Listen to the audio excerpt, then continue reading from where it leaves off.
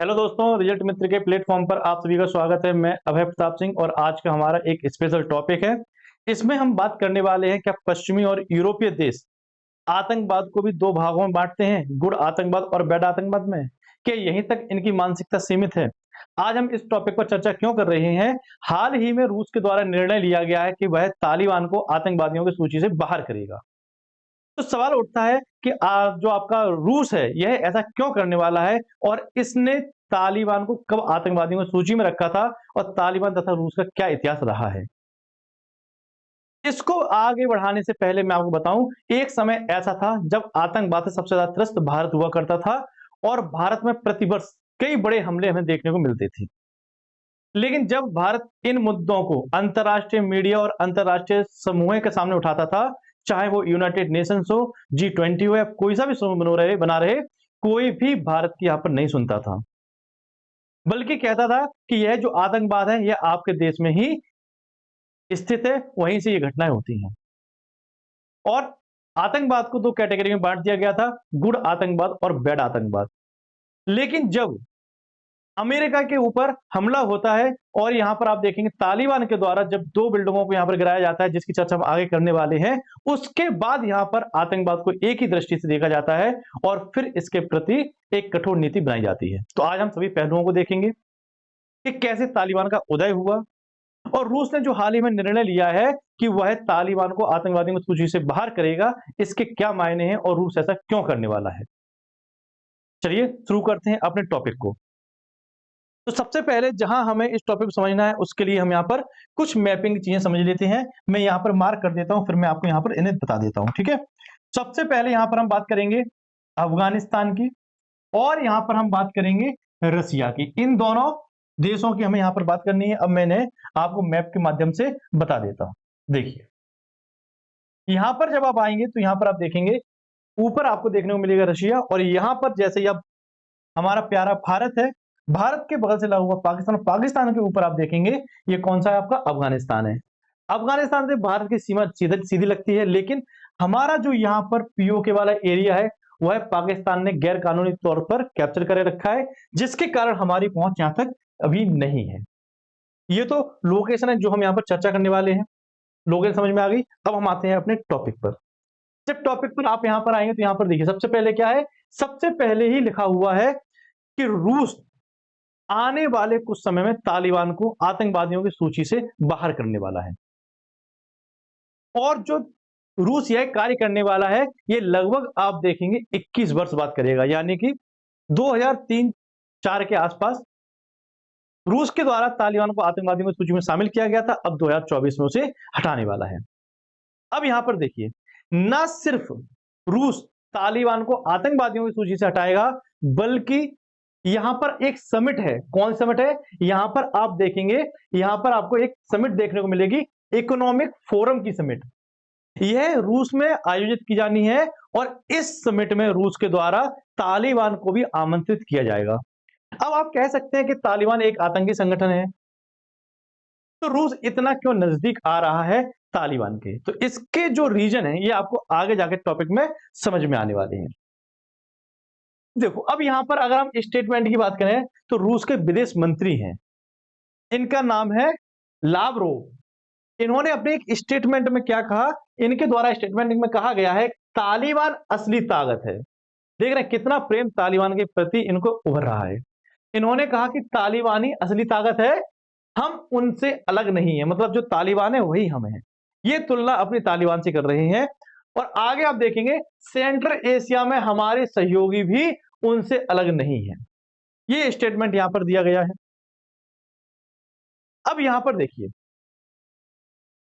लेकिन यहां पर आपको एक चीज देखने को मिलेगी, तालिबान को लगभग 3 से 4 वर्ष हो गए हैं जब से वह अफगानिस्तान के ऊपर अपना नियंत्रण किए हुए है, लेकिन अभी तक रूस के द्वारा उसे एक सरकार के तौर पर मान्यता प्रदान नहीं की गई है। किसको? तालिबान को। 3 से 4 वर्ष व्यतीत होने के बाद भी अभी तक आप देखेंगे रूस ने तालिबान को एक सरकार के तौर पर मान्यता नहीं दी है, लेकिन अचानक से यहां पर आप देखेंगे वह क्या करता है, अपना सहयोगी भी बताता है और यहां पर इकोनॉमिक फोरम में भी इनवाइट करता है और आतंकियों की सूची से भी हटाता है। ये सारी चीजें यहाँ पर आपको देखने को मिलेंगी। अब यहाँ पर देखिए, बात आती है कि अचानक से रूस ने यह निर्णय क्यों लिया? ऐसी क्या मजबूरी आन पड़ी थी रूस की, जो उसने यह निर्णय लिया? इसके लिए आपको पता होना चाहिए कि रूस के ऊपर कई प्रकार के सैंक्शंस लगे हुए हैं, कई प्रकार के प्रतिबंध लगाए गए हैं। जब से रूस ने यूक्रेन के ऊपर हमला किया है, तो रूस के ऊपर अमेरिका और अन्य पश्चिमी देशों के द्वारा कई प्रकार के प्रतिबंध लगाए गए, जिससे वह अपने तेल का, गैसों का आयात और निर्यात भी नहीं कर पा रहा है। तो ये पूरा जो गेम होने वाला है, ये इकोनॉमिकली डिपेंडेंट है। तो इसके लिए कुछ हम बैकग्राउंड देखते हैं। देखिए, रूस ने साल 2018 में प्रयास किए थे कि वह तालिबान और अफगानिस्तान की तत्कालीन सरकार थी, इनके बीच में एक समझौता कर सके। इन दोनों को अपने आपस में लाके यहाँ पर मेल मुलाकात की नीति इन दोनों के बीच में करवा सके। लेकिन यह जो कोशिश थी, यह विफल सिद्ध हुई और तालिबान को तथा जो यहाँ पर निर्वाचित सरकार थी अफगानिस्तान में, इन दोनों को पास में लाने में रूस असफल हुआ, क्योंकि उस समय अमेरिका की सेना रूस आपकी अफगानिस्तान में उपस्थित थी। एक लंबे समय तक यहाँ पर रूस ने बातचीत की, तालिबान से भी की थी और यहाँ पर जो निर्वाचित सरकार की अफगानिस्तान में, उसमें भी की थी। फिर आगे आप देखिए, विगत वर्ष यहाँ पर जो कजाकिस्तान है, जो यूएसएसआर के समय रूस का ही भाग हुआ करता था, इन्होंने क्या किया? इन्होंने वर्ष 2023 में तालिबान को आतंकी संगठनों की सूची से बाहर कर दिया। पड़ोसी ने क्या ये काम किया, तो आपने देखा सुना होगा कि खरबूजा को देखकर रंग बदलता है। तो यही रंग अब कहां बदलने वाला है? रूस के द्वारा। और इसके पीछे एक बड़ी डील यह है कि तालिबान रूस से तेल खरीदना चाहता है। तेल का पूरा गेम है और रूस से वैसे लिमिटेड देश, गिने चुने देश ही आज की तारीख में तेल खरीद रहे हैं। और रूस की जो अर्थव्यवस्था है, कहीं ना कहीं उसकी इन्हीं संसाधनों के ऊपर निर्भर है। इसलिए पिछले कुछ दिनों से जब से रूस के ऊपर सैंक्शन लगे हैं, तब से उसकी अर्थव्यवस्था भी नीचे जाती जा रही है। तो रूस यहाँ पर अपना तेल बेचना चाह रहा है और इस तेल को तालिबान खरीदना चाहता है। तो यहाँ पर एक बड़ी डील है, जिसके लिए तालिबान को रूस क्या है? आतंकियों की सूची से बाहर करना चाहता है। अगर सूची से बाहर नहीं करेगा और तेल की सप्लाई करेगा, तो यहां पर एक यह बात निकल कर आएगी कि कहीं ना कहीं रूस आतंकियों का समर्थन कर रहा है। और अगर सूची से बाहर कर देगा, तो यहां पर आपको समझ में ये होगा कि विश्व में यह मैसेज जाएगा कि तालिबान आतंकवादी नहीं है, एक सरकार है जो किसी एक देश को चला रही है। इसीलिए यहां पर रूस के द्वारा ये निर्णय लिया जा रहा है। अब यहां पर हम बात करते हैं सोवियत संघ और तालिबान की। देखो, अभी जिस नाम को हम रूस कह रहे हैं, यही सोवियत संघ हुआ करता था। कई सारे देशों का यह समूह था, जिसे हम यूएसएसआर भी कहते हैं। अब यहां पर आपको समझना है, जितनी भी हम बात करने वाले हैं, यह यूएसएसआर के समय की ही होने वाली है। जब भी हम यूएसएसआर कहें, तो मान लीजिए एक तरह से हम रूस की ही चर्चा कर रहे हैं, क्योंकि सबसे बड़ा देश रूस ही था और सभी देशों के ऊपर रूस का ही नियंत्रण था। ठीक है, अब देखो, अब यहां पर आपको यह जानकारी होगी कि हाल ही में जब तालिबान ने अफगानिस्तान के ऊपर नियंत्रण किया, उस समय यहां पर कौन सरकार थी? उस समय यहां पर जो सेना थी, अमेरिका की थी। अमेरिका की सेना जैसे ही अफगानिस्तान से बाहर जाती है, तालिबान पूरे देश को कैप्चर कर लेता है। लेकिन इससे थोड़ा और बैकग्राउंड में आप जाएंगे, तो आप पाएंगे कि अमेरिका की एंट्री तो 2001 के बाद होगी। उससे पहले यहां पर रूस भी अफगानिस्तान को नियंत्रण करने का प्रयास कर चुका है। अब यहां पर हम बात करेंगे यहां किस प्रकार से रूस की एंट्री या फिर यूएसएसआर की एंट्री होती है अफगानिस्तान के क्षेत्र में। इसके लिए आपको लगभग 1978-1979 के इतिहास को देखना पड़ेगा। उस समय अफगानिस्तान में एक तख्ता पलट होता है और इस तख्ता पलट को किया जाता है एक साम्यवादी सरकार के द्वारा। और साम्यवादी सरकार का मतलब है रूस समर्थित सरकार। तो एक साम्यवादी सरकार जो रूस समर्थित थी, यह अफगानिस्तान में अपनी सरकार बनाती है। जब ये सरकार बनाती है, तो रूस जो आपके अफगानिस्तान के स्थानीय लोग थे, वह इनकी सरकार को मान्यता नहीं देना चाहते थे, इनको नहीं मानना चाहते थे। इसी सरकार के समर्थन में आप देखेंगे रूस ने अपनी सेनाओं को अफगानिस्तान में उतार दिया। अब यहीं से पूरी यह स्टोरी शुरू होगी कि किस प्रकार से रूस इस क्षेत्र में फंसता हुआ चला गया।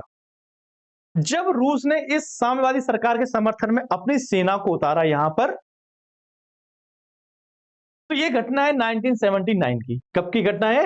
ये घटना है आपकी 1979 की। अब यहां पर प्रत्यक्ष रूप से अमेरिका जो रूस है आपका, इसका प्रवेश होता है अफगानिस्तान की राजनीति में। इस समय तक यहां पर कोई भी तालिबान नाम का आपको संगठन देखने को नहीं मिलेगा। अभी तक तालिबान नाम का कोई संगठन निर्मित नहीं हुआ है। ठीक है। अब देखो यहां पर जो सोवियत सेना थी, यह अफगानिस्तान सरकार की तरफ से युद्ध कर रही थी। जो अफगानिस्तान में सरकार है कौन सी आपकी? साम्यवादी सरकार। इस सरकार की तरफ से सोवियत सेना युद्ध कर रही है, और युद्ध करेगी किनसे? युद्ध करेगी आपके अफगान मुजाहिदीनों से। किनसे? अफगान मुजाहिदीनों से यह युद्ध करेगी। क्यों? क्योंकि यह जो रूस समर्थित सरकार थी, साम्यवादी सरकार, उसके पक्ष में युद्ध करने के लिए आई थी, उसे मान्यता दिलवाने के लिए यहां पर आई थी। लेकिन जब रूस, या फिर हम कह सकते हैं यूएसएसआर, जब भी मैं रूस का नाम लूं समझ लिया यूएसएसआर की बोल रहा हूं, ठीक है, पहले की जब बात कर रहे हो तब की, ठीक। अब यहां पर आप देखेंगे जब तक यूएसएसआर युद्ध में संलिप्त रहेगा, तब तक कुछ बाहरी ताकतें जो अफगान मुजाहिदीन है उनकी मदद कर रही होंगी। इनमें कौन कौन थे? इनमें आप देखेंगे कई सारे राष्ट्र, जैसे कि अमेरिका हुआ, पाकिस्तान हुआ, चीन हुआ, सऊदी अरब हुआ। ये बड़ी मात्रा में अफगान मुजाहिदीनों को हथियार मुहैया करवा रहे थे, संसाधन प्रदान कर रहे थे, जिससे ये लोग रूस को यहां से भगा सकें या फिर यूएसएसआर को भगा सके। लेकिन सोवियत सेना मजबूत थी, और सोवियत सेना ने यहां पर आप देखेंगे जो अफगानिस्तान की राजधानी थी काबुल, उसके ऊपर नियंत्रण कर लिया। जब काबुल के ऊपर नियंत्रण करती है तो एक प्रकार से जो साम्यवादी सरकार थी ये पूरे देश पर फैल जाती है।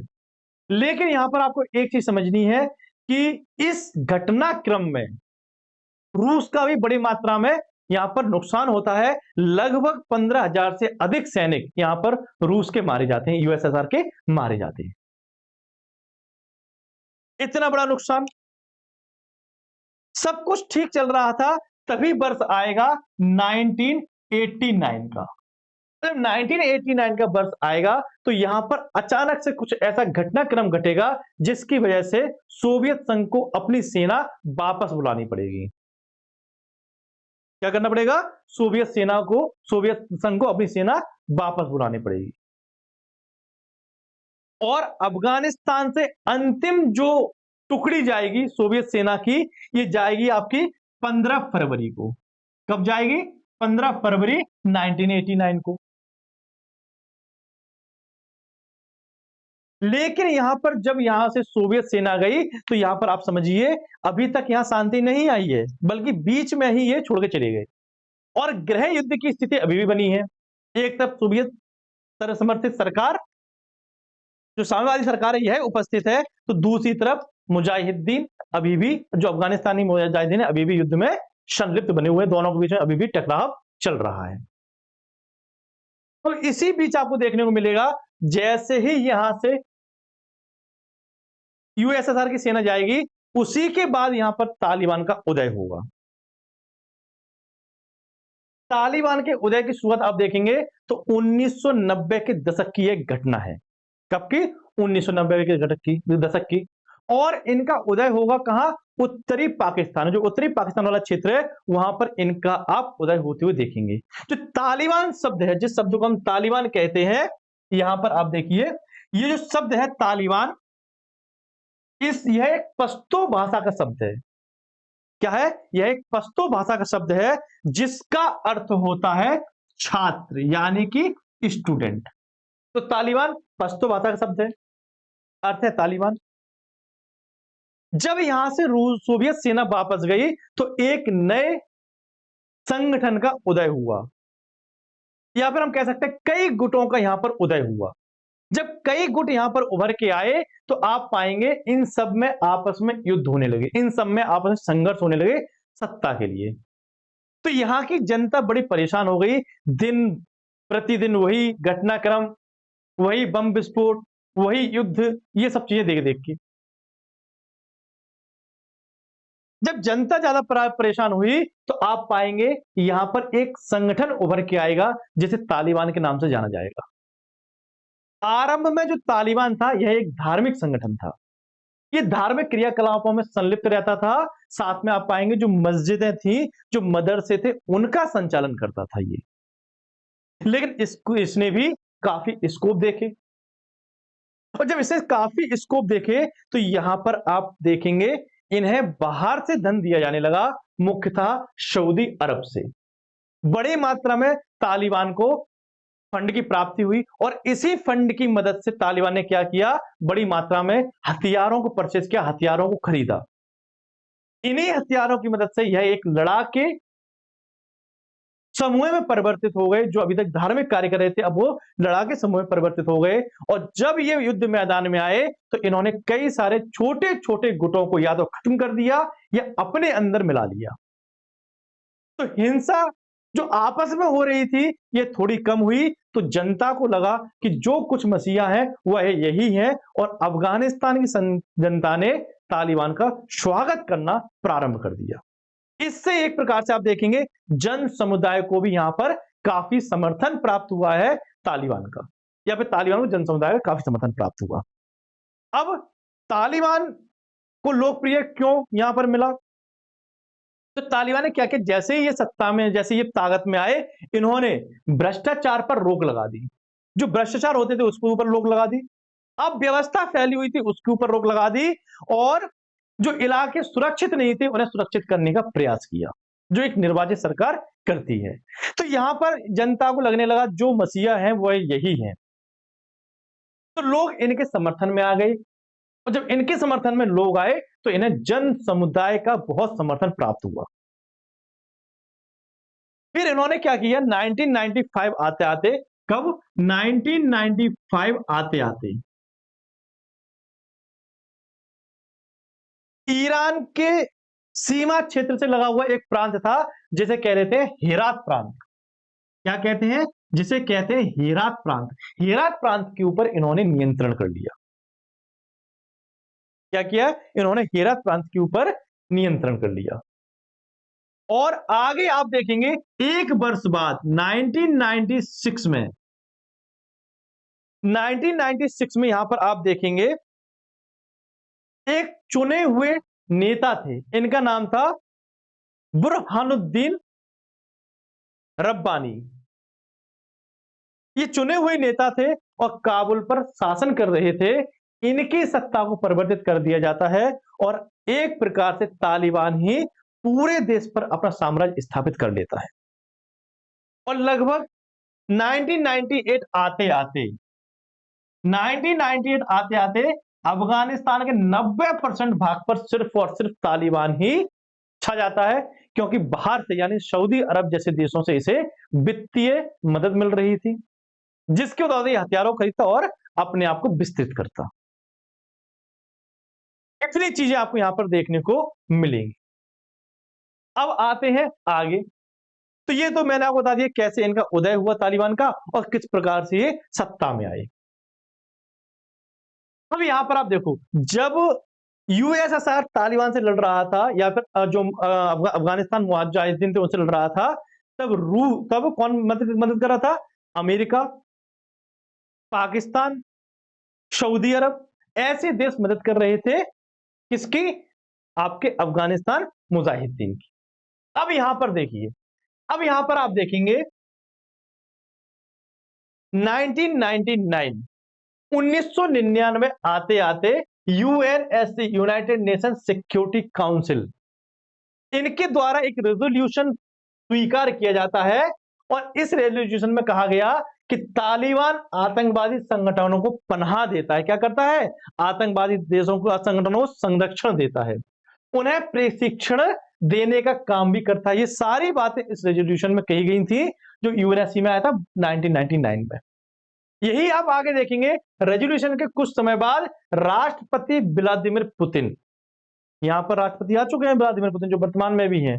तो यहां पर आप देखेंगे जैसे ये रेजोल्यूशन पास किया गया तो यहां पर आप देखेंगे रूस के राष्ट्रपति व्लादिमीर पुतिन द्वारा एक अपने देश में रेजोल्यूशन को लाया जाता है, जिसमें वह हस्ताक्षर कर देते हैं। और हस्ताक्षर करने के साथ ही यहां पर आप देखेंगे 2003 में रूस की सुप्रीम कोर्ट के द्वारा तालिबान को आतंकी संगठन घोषित कर दिया जाता है। मतलब कि यहां पर आप देखिए 2023 से लेकर 2024 तक क्या है, यहां पर तालिबान आतंकी रूप में यहां पर पहचाना जा रहा है। और लगभग 21 वर्ष बाद आप देखेंगे 2024 में इसे इस सूची से बाहर किया जा रहा है।